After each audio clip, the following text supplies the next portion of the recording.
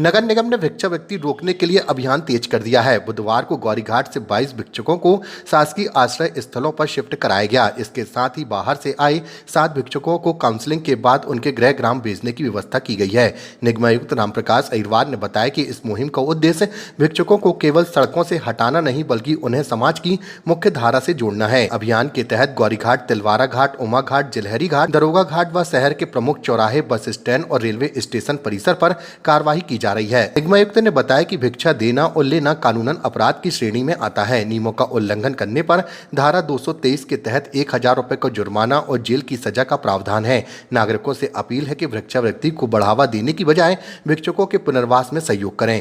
देखिए, उद्देश्य ये है कि भिक्षावृत्ति जिस प्रकार से एक सामाजिक अभिशाप बना हुआ है और हमें लोगों को स्वावलंबन के साथ जोड़ के उनको आत्मसम्मान के साथ रखना चाहिए। तो चूंकि जो भिक्षावृत्ति कर रहे हैं, कभी कभी ऐसा होता है कि हो सकता है उनको समझ ना हो उतनी और उतना उनकी स्थिति ठीक ना हो, पर जो हमारे भाई बहनें जो उनको भीख देते हैं वो तो समझदार हैं, जागरूक हैं। तो मैं आपके माध्यम से पहले तो उनसे अपील करना चाहता हूं कि हमें जो हमारे भिक्षुक बंधु हैं उनको कोई भीख नहीं देना है और शहर को और समाज को एक अच्छा परिवेश देना है। साथ ही साथ ये निर्देश है कि यदि कोई भीख देता है तो उनके विरुद्ध भी दंडात्मक कार्रवाई की जाए।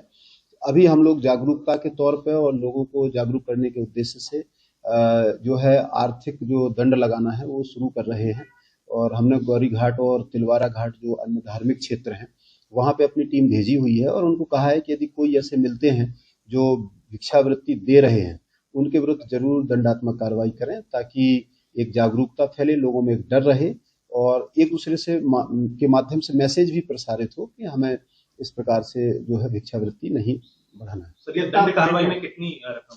दंडात्मक कार्रवाई में कम से कम 100 रुपए, 500 रुपए, 1000 रुपए जो परिस्थिति बस कितना दिन लगाना है उनको प्रावधान है 5000 रुपए तक लगाने का, तो दंड दे सकते हैं।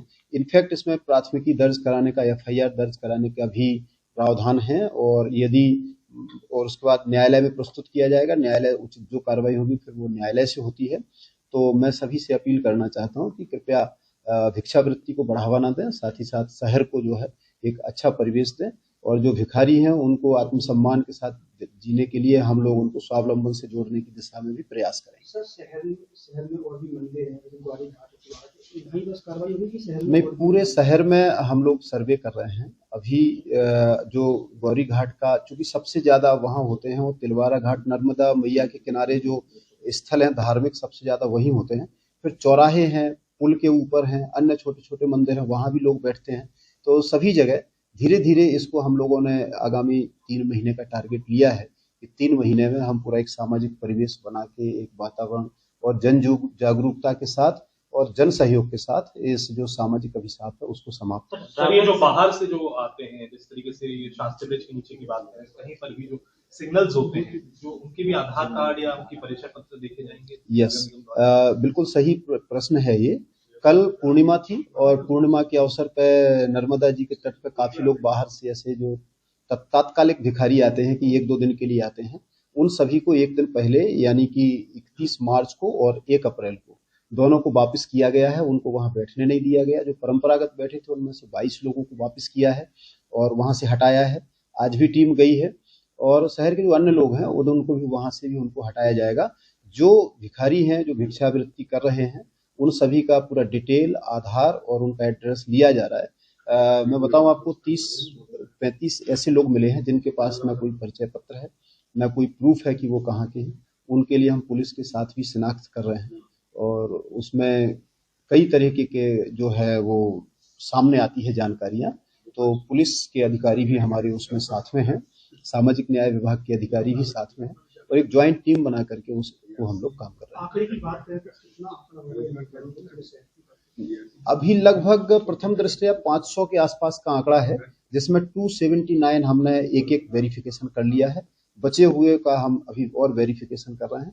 1 सप्ताह के अंदर ये पूरा वेरिफिकेशन हमारा हो जाएगा। ये रहने वाले कहाँ के, शहर के हैं कि बाहर के लोग? इसमें जैसे कि जो अभी हमारे पास 279 का जो वेरिफिकेशन हुआ है वो उसमें हमारे निकटवर्ती जिले हैं, सभी जिले के हैं। दमोह है, रायसेन है, शहडोल है, कटनी है, वहाँ के हैं।